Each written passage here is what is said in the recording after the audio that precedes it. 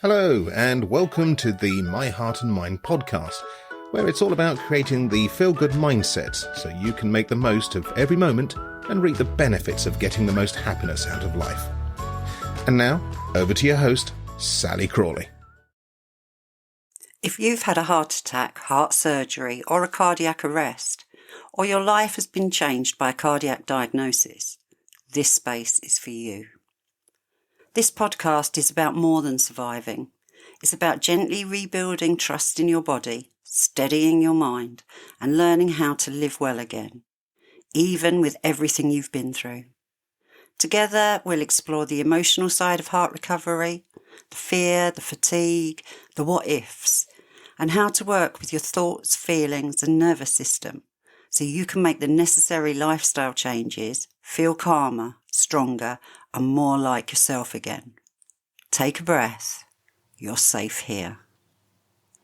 Hello, my lovely heart warriors, and welcome back. If you're listening to this episode today because you're waiting for heart surgery, whether that's bypass surgery, valve repair or replacement, a stent, an implantable device, or another cardiac procedure, I want you to know something straight away. You are not weak for feeling frightened. You are not dramatic for feeling overwhelmed. And you are absolutely not alone. The weeks before heart surgery can feel daunting. It can be so easy to let negative thoughts creep in. And once they're in, they can spiral. As humans, we're wired to fear the unknown. When something involves your heart, the very thing that keeps you alive, that fear can feel magnified. But today, I want to walk you gently through this. Before I begin though, I can't emphasise this enough. Please do not undertake any changes to your physical activity, fluid intake or nutrition without seeking advice from your cardiology team. What I include today are merely suggestions. Please remember that each of us is unique and our heart conditions are specific to our unique bodies. So now we're good to go.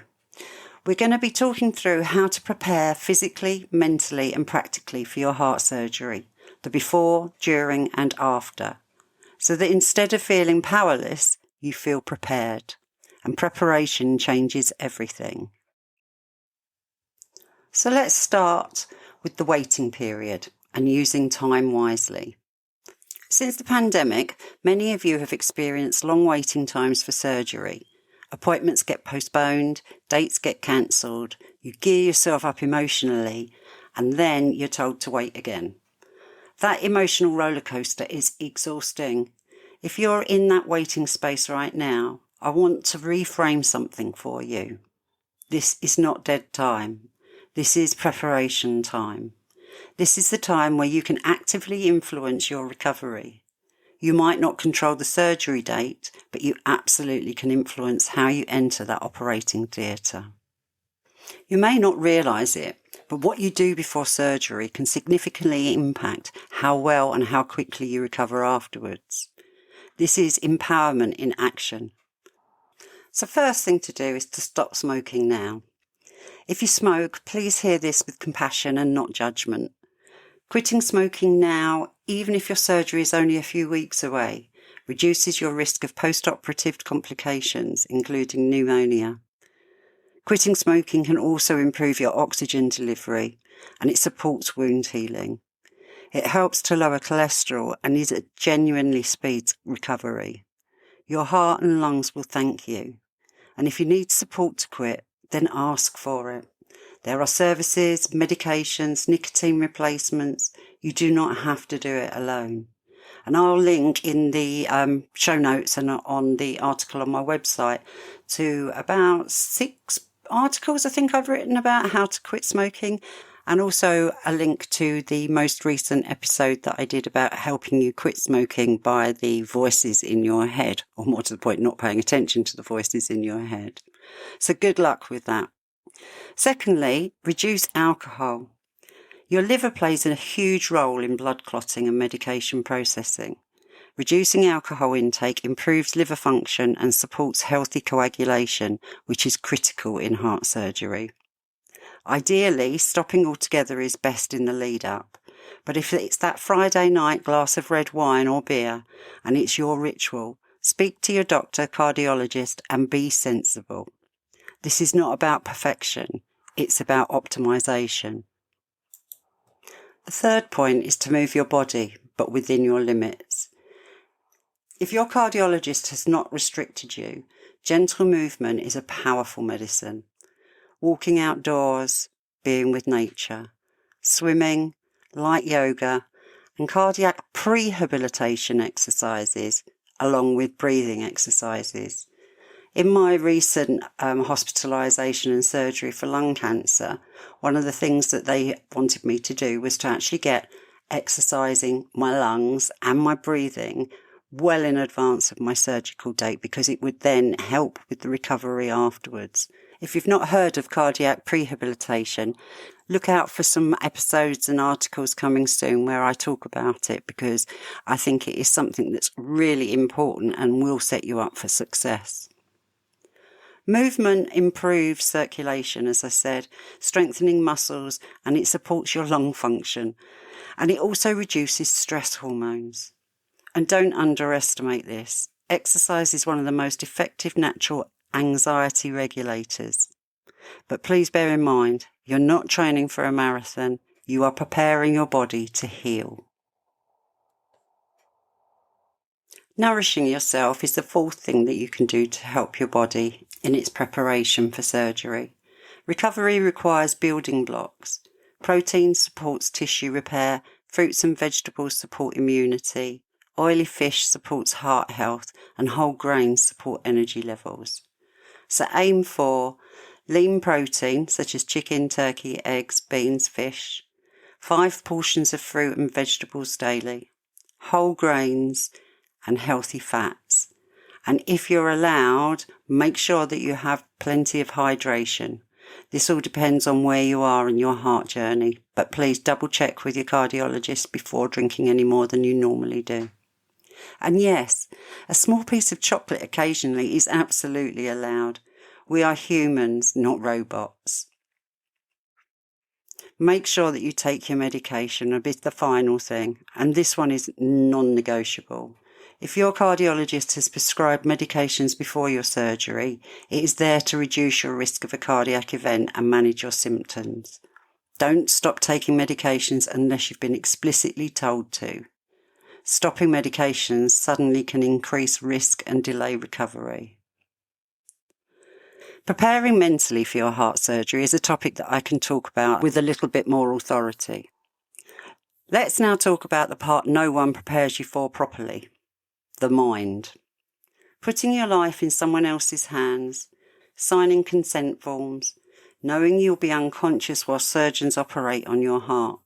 It is terrifying, and it is also normal.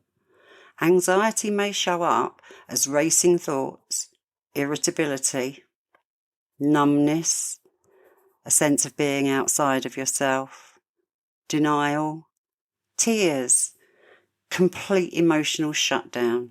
There is no right way to feel, but there are healthy ways to cope. Please make sure that you do talk to your medical team. Your cardiologist and the surgical team are your first line of reassurance. Write down your questions. Don't rely on memory when you're anxious. Questions like, why do I need this operation? What exactly will happen during the procedure?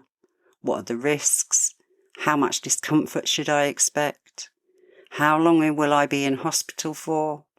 What happens the night before? What medications will I take? When can I drive, work, exercise again? No question is silly. These professionals have heard every single fear imaginable. Speak it out loud. And when fear is spoken, it loses some of the power. They'll be able to reassure you, and they'll be able to make you feel much more at peace. This can feel like one of the loneliest times. Friends and family try to be supportive, but they don't truly understand what it feels like to have your chest opened or your heart stopped, or a device implanted.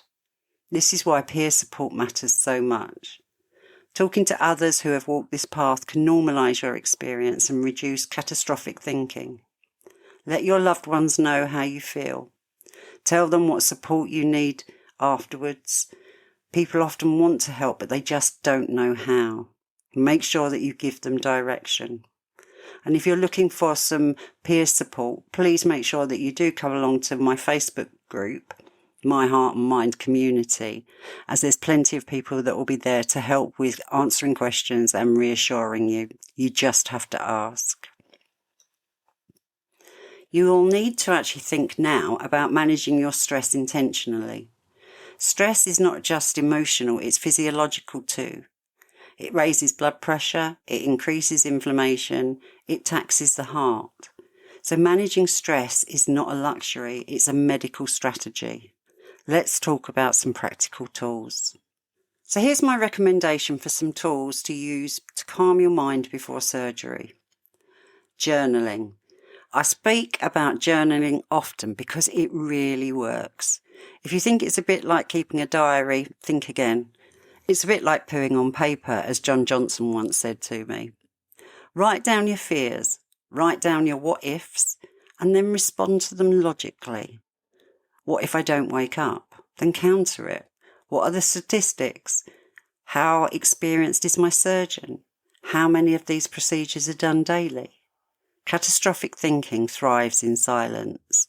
It weakens when examined. Do more of what you love, within your health limits, of course. Do things that remind you who you are outside of being a patient. Sing loudly in the car.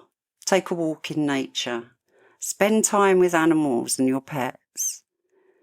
Enjoy cooking. Sit down with a really good book. Why not start doing some jigsaws or getting out in the garden if the weather's fine enough? Listen to music and perhaps have a Reiki session or a massage if your doctor says that's acceptable. Maybe just building a model or creating something. Whatever it is, whatever you do, make sure that it's something for you. You're allowed to have joy in your life, and now is a good time to enjoy and do more of what you love. Remember, joy is not irresponsible before surgery, it's protective. I just mentioned about puzzles. What I mean by that is finding some focused distraction. Activities like Lego, puzzles, jewellery making, cleaning, organising, they all require cognitive focus. And when you're focusing, they shift your attention from the future fear to the present task. And yes, your house may never look cleaner than it does in the few weeks before your heart surgery. I think that's a plus. Listen to music. Listen to podcasts like this one, or even podcasts that aren't on the subject of your heart. Music changes physiology. It slows the heart rate and it shifts the mood. Create a playlist of the songs that make you feel good, your favourite songs. Maybe they'll make you feel strong, maybe calm, or even uplifted. And maybe save a few podcasts for hospital listening. Something that's either really interesting that will take your attention, or something that's easy to listen to as well. And then I'm going to also recommend meditation and breath work. You will, of course, be taught breathing exercises by your cardio team, so they always take precedence over everything else. But meditation improves sleep, reduces cortisol, and enhances emotional regulation, which is what we're aiming for. Even 5 minutes of slow breathing. Inhale for 4, exhale for 6, and repeat. The longer exhalations signify safety to the nervous system. Therefore, your anxieties will slow and lessen. You're not trying to eliminate fear. You are teaching your body it is safe in this moment. The night before surgery, let's talk honestly. And while on the subject of honesty, I haven't had cardiac surgery. I had a heart attack. So please bear with me, because all that I'm talking about is what I've researched, what I've learned from other people. It's not from my own life experience. But what I have heard is that the night before it can feel really and completely overwhelming. Thoughts are louder at night. Hospitals feel clinical. And you may be fasting. This is when mind shift helps. Instead of thinking tomorrow something terrible is happening, try reminding yourself, tomorrow I am moving forward towards healing. This surgery is not a punishment, it is intervention. It is repair, it is possibility. And prepare practically. Follow your fasting instructions exactly. Have your medication list ready. Have next of kin details accessible, and make sure you leave your valuables at home. And remember to breathe. We're going to take this one step at a time. So, packing list. What are you going to take to hospital? Ladies, you do not need 5 pairs of shoes. I know that I find that I overpack, even if I'm going into hospital. But try to pack for comfort and simplicity. They are key. Comfortable pyjamas, slippers, loose front opening clothing, your toiletries, face and body wipes, eye mask and earplugs, books or downloaded films, a phone for essential contact and headphones. And maybe some additional things that I've heard from my community. A handheld fan help, especially in hot weather. A compression pillow, brilliant for coughing or laughing. Your favourite squash or juice. When I'm in hospital, I'm a bit of a coffee snob, so I actually take my own coffee bag, so it's like I'm drinking proper coffee, not instant.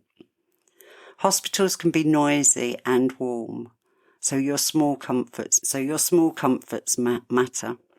I have created a downloadable checklist of all the things that you might potentially want before, during and after your hospital stay. So I will link to that in the show notes and again on my website, and it will be available for you to download free of charge, so you can choose what you take and choose what you don't. But it's a good start for getting you ready. So why not consider a digital detox? Social media can increase anxiety. We've all heard of doom scrolling. Your hospital time is a healing time. You do not need Google horror stories. You do not need breaking news alerts. You do need rest and positive focus. So rather than reading on your phone, why not get yourself a good book, a novel, or something that you want to learn? So moving on now. Preparing your home for your recovery. Now let's talk about your future self. When you return home, you're going to feel tired. You're going to be in a lot of pain, hopefully managed by your painkillers, possibly foggy-minded and confused, and emotionally vulnerable. Make life easy for that version of you. Make sure that you get everything ready. Clean bedding on the bed, all your essentials within reach, remote control, glasses and phone charger nearby. Maybe consider sleeping downstairs if stairs are difficult. And batch cook meals and freeze them, or arrange others to help cook meals for you. And don't forget, organise some pet care if you have cats or dogs. In the early weeks, it's going to be very difficult to take the dog out for a walk, I can assure you. Move plates and essentials in the kitchen to waist height so you don't have to stretch or reach. And set medication reminders on your phone. Don't forget, overreaching can strain healing wounds. Try to think of efficiency. I mentioned about getting help. This one can be hard, especially when help is offered and you find it difficult to accept it. We're all so used to being independent, but recovery is not the time to start proving how strong you are as a person. Strength is actually allowing support. You may need help with the following things: cooking, cleaning, dressing, showering, school runs, errands. Let people show up. It is temporary and it is okay to be helped and supported by your community. The emotional reality after surgery.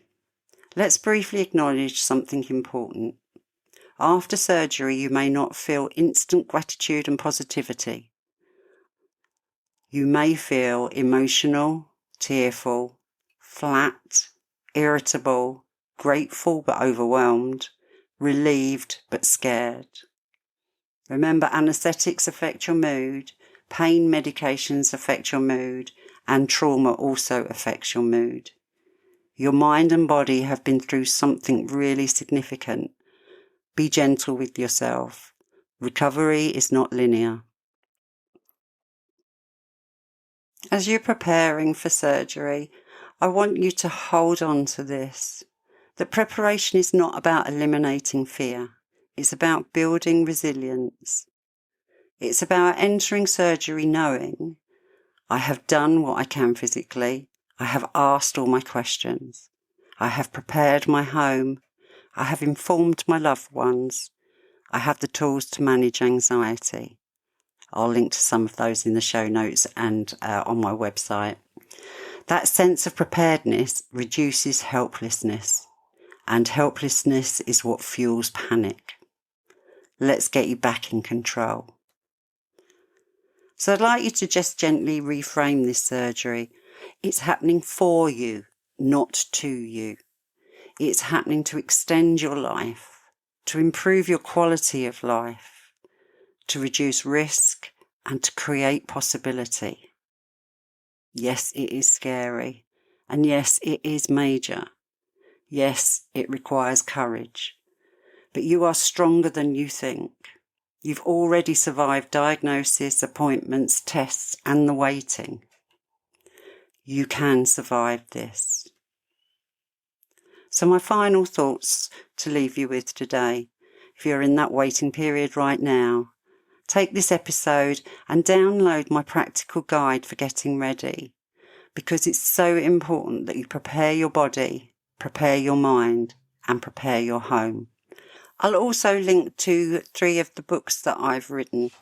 I think that you'll find them incredibly useful, in particular the one that's called Beyond the Beat.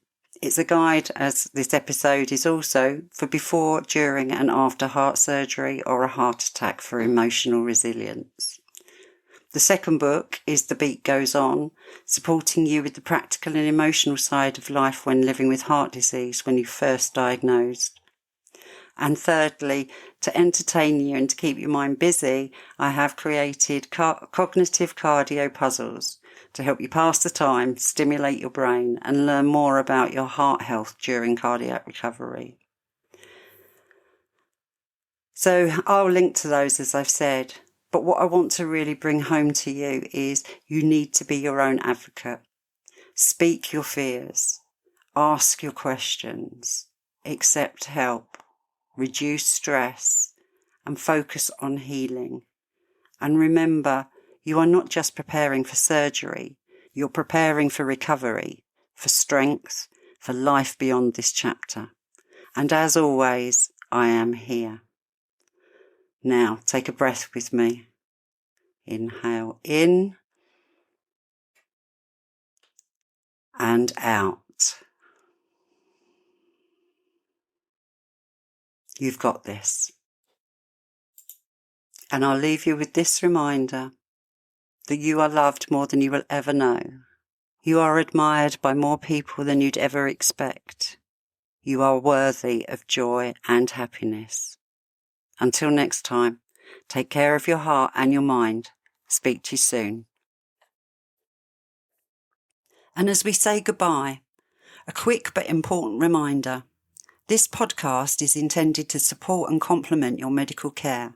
It is not a replacement. I'm not providing medical advice, diagnosis, or treatment.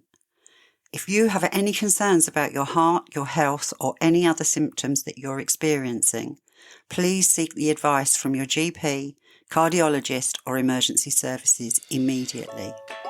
Always listen to your body and always follow the guidance of your healthcare team.